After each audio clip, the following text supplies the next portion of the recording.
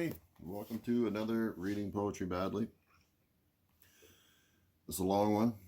I might have to stop for a taste of water in the middle of this one. This is called The Waste Land by T.S. Eliot. I believe there's a few sections in here, so we'll try to take it easy. We are on, titled Part 1, Burial of the Dead. April is the cruelest month, breeding lilacs out of the dead land, mixing memory and desire, stirring dull roots with spring rain. Winter kept us warm, covering earth in forgetful snow, feeding a little life with dried tubers. Summer surprised us, coming over the Starnbergersee. I wonder if that's a river. Starnbergersee. I'm going to start that line over. Summer surprised us, coming over the Starnbergersee. With a shower of rain, we stopped in the colonnade and went on in sunlight into the Hofgarten. Drank coffee, and talked for an hour. Bin gar kein Russen, Stammungsguten, Echt Deutsch. I apologize for the language again. I don't speak German. I think that's German. And when we were children, staying in the Archduke's, my cousins, he took me out on a sled and I was frightened. He said, Marie, hold on tight. And we went, and down we went. In the mountains, there you feel free. I read much of the night and go south in the winter. What are the roots that clutch? What branches grow out of this stony rubbish, son of man? You cannot say or guess, for you know only a heap of broken images where the sun beats and the dead tree gives no shelter, the cricket no relief, and the dry stone no sound of water. Only there is shadow under this red rock. Come in under the shadow of this red rock, and I will show you something different from either your shadow at morning striding behind you or your shadow at evening rising to meet you. I will show you fear in a handful of dust. Frisch wet der Wind, der Heimat zu, mein Irish kind, wo willst du? You gave me hyacinths first a year ago. They called me the Hyacinth Girl. Yet, when we came back late from the Hyacinth Garden, your arms full and your hair wet, I could not speak, and my eyes failed. I was neither living nor dead, and I knew nothing, looking into the heart of light. The silence, Ode und Leer, das mir.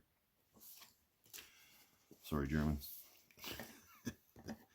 Madame Sostres, famous clairvoyant, had a bad cold.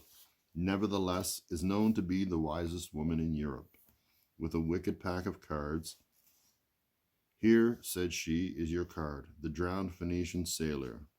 Those are pearls that were his eyes. Look, here is Belladonna, the lady of the rocks, the lady of situations. Here is the man with 3 staves, and here is the wheel, and here is the one-eyed merchant, and this card, which is blank, is something he carries on his back, which I am forbidden to see. I do not find the hanged man, fear death by water. I see crowds of people walking round in a ring.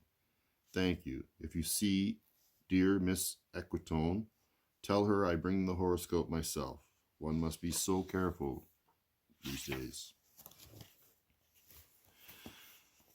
Title, Unreal City. Under the brown fog of a winter dawn, a crowd flowed over London Bridge. So many. I had not thought death had undone so many. Sighs, short and infrequent, were exhaled, and each man fixed his eyes before his feet, flowed up the hill and down King William Street to where St. Mary Woolnoth kept the hours. With a dead sound on the final stroke of 9, there I saw one I knew and stopped him, crying, Stetson, you who were with me in the ships at Mile, that corpse you planted last year in your garden, has it begun to sprout? Will it bloom this year? Or has the sudden frost disturbed its bed? Oh, keep the dog far hence, that's friend to men, or with his nails he'll dig it up again. You hypocrite lecteur, mon semblable, mon frère, mon semblable. That's a tough one too. That's French, I guess. Title, Part 2, A Game of Chess. The chair he sat in, like a burnished throne, glowed on the marble where the glass held up by standards wrought with fruited vines from which a golden cupidon peeped out. Another hid his eyes behind his wing. Doubled the flames of 7-branched candelabra, reflecting light upon the table as the glitter of her jewels rose to meet it. From satin cases poured in rich profusion, in vials of ivory and colored glass, unstoppered, lurked her strange synthetic perfume.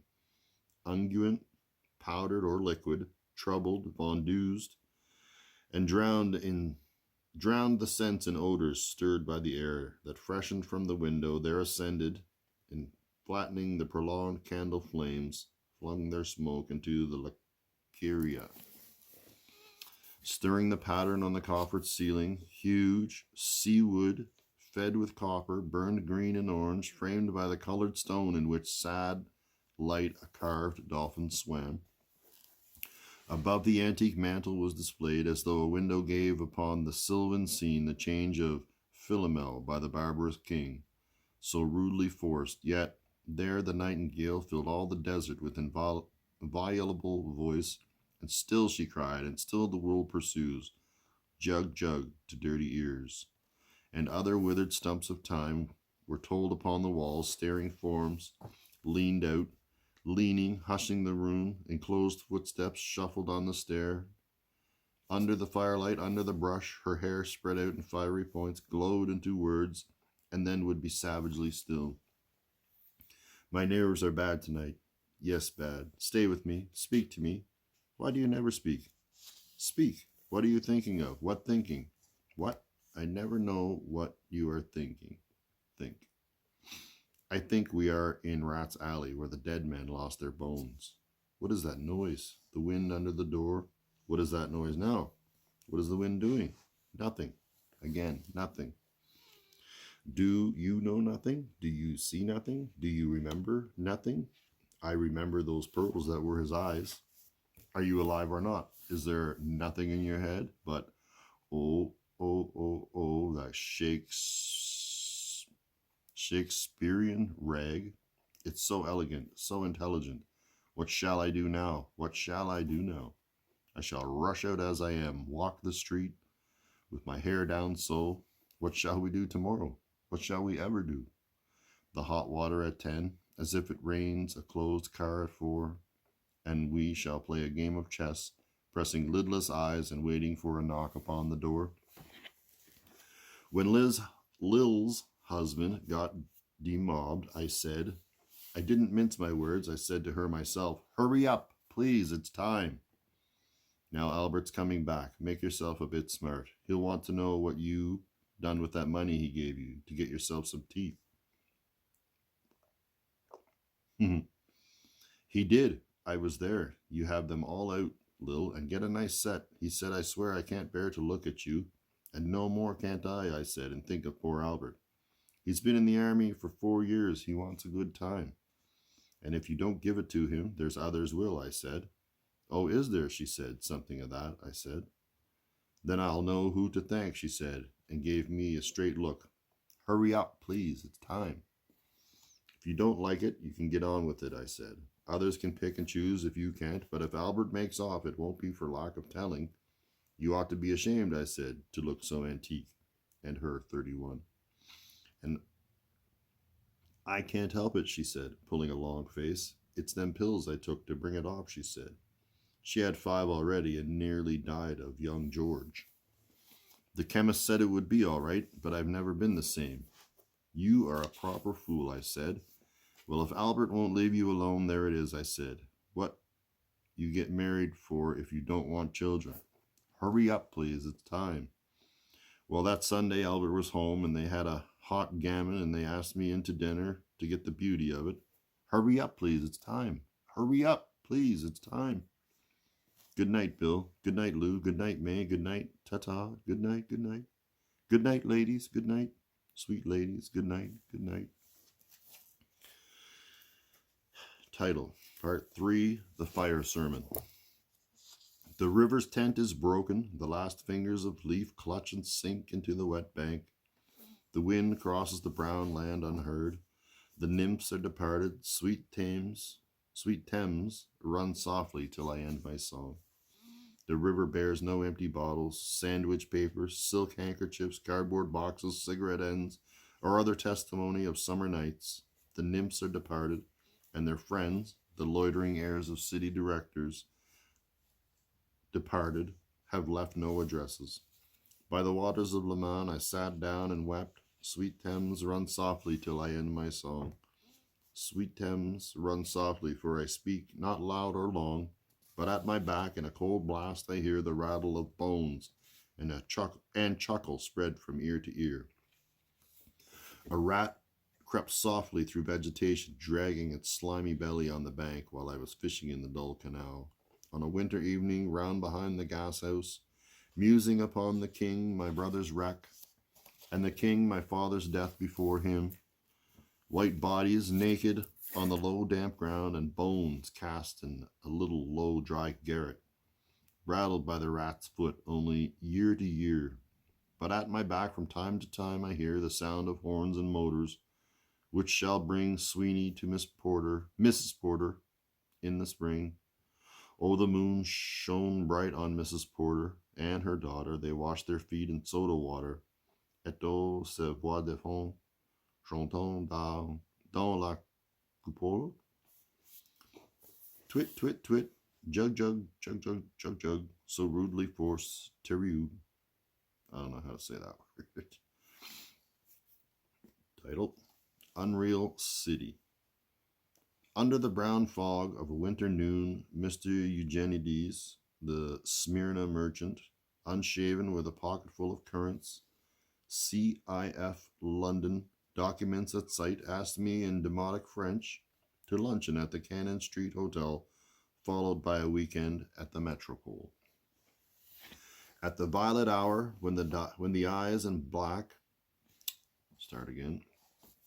At the violet hour, when the eyes and back turn upward from the desk, when the human engine waits like a taxi, throbbing, waiting, I, Tiresias, though blind, throbbing between two lives, old man with wrinkled female breasts, can see, at the violet hour, the evening hour that strives homeward and brings the sailor home from sea, the typist home at tea time, clears her breakfast, lights her stove, and lays out food in tins, out of the window, perilously spread. Her drying combinations, touched by the sun's last rays on the divan, are piled at night her bed. Stockings, slippers, camisoles, and stays, I, Tiresias,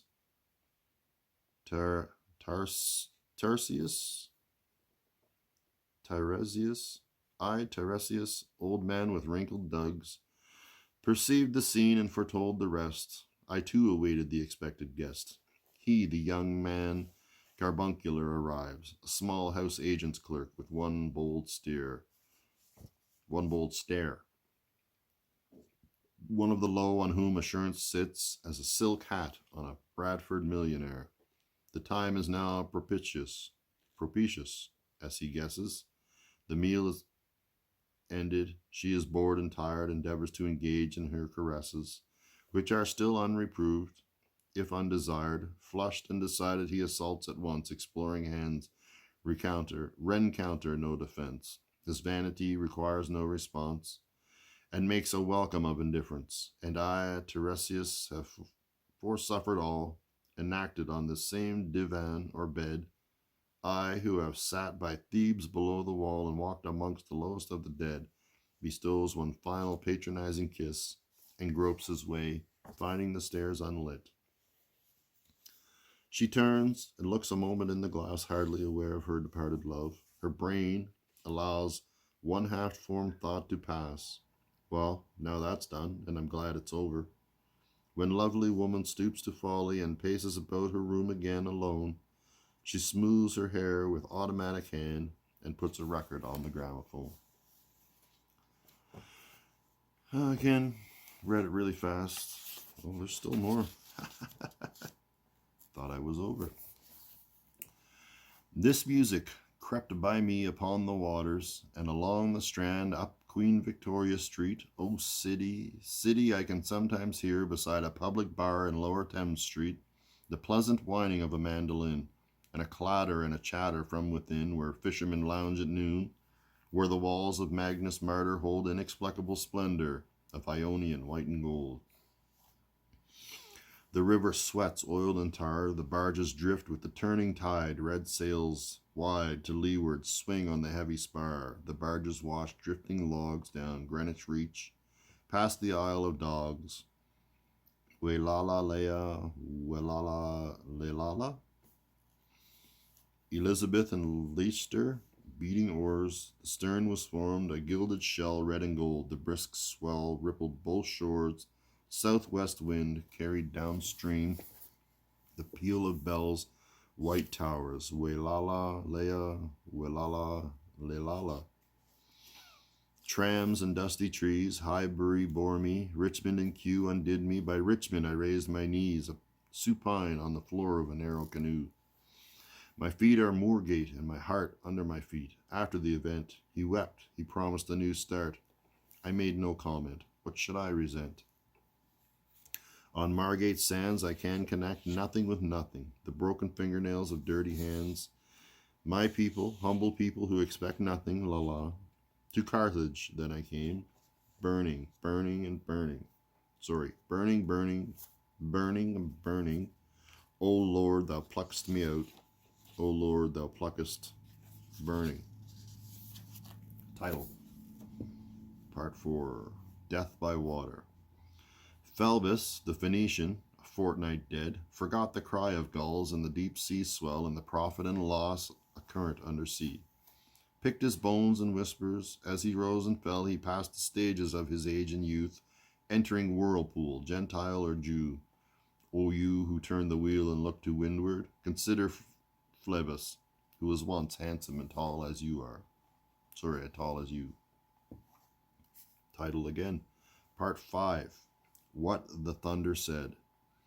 After the torchlight red on sweaty faces, after the frosty silence in the gardens, after the agony in stony places, the shouting and the crying, prison and palace and reverberation of thunder of spring over distant mountains, he who was living is now dead. We who were living are now dying with a little patience. Here is no water, but only rock, rock and no water, and the sandy road, the road winding above among the mountains, which are mountains of rock without water. If there were water, we should stop and drink. Amongst the rock one cannot stop or think. Sweat is dry and feet are in the sand. If there were only water amongst the rock, dead mountain mouth of carious teeth that cannot spit. Here one can neither stand nor lie nor sit. There is not even silence in the mountains, but dry, sterile thunder without rain. There is not even solitude in the mountains, but red, sullen faces sneer and I snarl from doors of mud-cracked houses. But red, sullen faces sneer and snarl from doors of mud-cracked houses. If there were water and no rock, if there were rock and also water, and water, a spring, a pool among the rock, if there were the sound of water only, not the cicada and dry grass singing, but sound of water over a rock where the hermit thrush sings in the pine trees. Drip, drop, drip, drop, drop, drop, drop, but there is no water. Who is the third who walks always beside you? When I count, there are only you and I together, but when I look ahead up the white road, there is always another one walking beside you, gilding, wrapped in a brown mantle, hooded. I do not know whether a man or woman, but who is that on the other side of you? What is that sound high in the air, murmur of maternal lamentation? Why are those hooded hordes swarming over endless plains, stumbling in cracked earth, ringed by the flat horizon only? What is the city over the mountains? Cracks and reforms and bursts in the violet air, falling towers, Jerusalem, Athens, Alexandria, Vienna, London, unreal. A woman drew her long black hair out tight and fiddled whisper music on those strings, and bats with baby faces in the violet light whistled and beat their wings. Crawled head downward down a blackened wall, and upside down in air were towers, tolling reminiscent bells that kept the hours, and voices singing out of empty cisterns and exhausted wells. In this decayed hole among the mountains, in the faint moonlight, the grass is singing over the tumbled graves about the chapel. There is an empty chapel on the wind's home. It has no windows and the door swings. Dry bones can harm no one. Only a cock stood on the roof tree.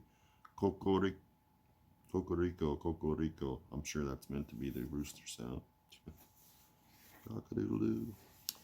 In a flash of lightning, then a damp gust bringing rain. Ganga was sunken, and the limp leaves waited for rain while the black clouds gathered far distant over Himavant. The jungle crouched, humped in silence, then spoke the thunder. Dada, what have we give, my friend? Blood shaking my heart. The awful daring of a moment's surrender, which an age of prudence can never retract. By this, and this only, we have existed. Which is not to be found in our obituaries or in memories draped by the beneficent spider. Let's start that one again. Or in memories draped by the beneficent spider, or under seals broken by the lean solicitor in our empty rooms. Deyadvam. I have heard the key turn in the door once, and turn once only. We think of the key, each in his prison, thinking of the key. Each confirms a prison. Only at nightfall ethereal rumors revive for a moment. A broken Coriolanus. Damyata. The boat responded gaily to the hand expert with our sail and oar. The sea was calm. Your heart would have responded gaily when invited, beating obedient to controlling hands. I sat upon the shore, fishing with arid plain behind me. Shall I at least set my lands in order? London Bridge is falling down, falling down, falling down. Poi sascos nel foco scegli affina quando fiam uti celedon, O swallow, swallow, le prince d'Aquitaine à la tour Avali. These fragments I have shored against my ruins when then I'll fit you Hieronymo's mad again, Dada, Dayadavam, Damyada, Shanti, Shanti, Shanti. I don't know. This is all meant to be an exploration of poetry, but that one just left me feeling not good. Sad, I guess. I didn't understand most of that.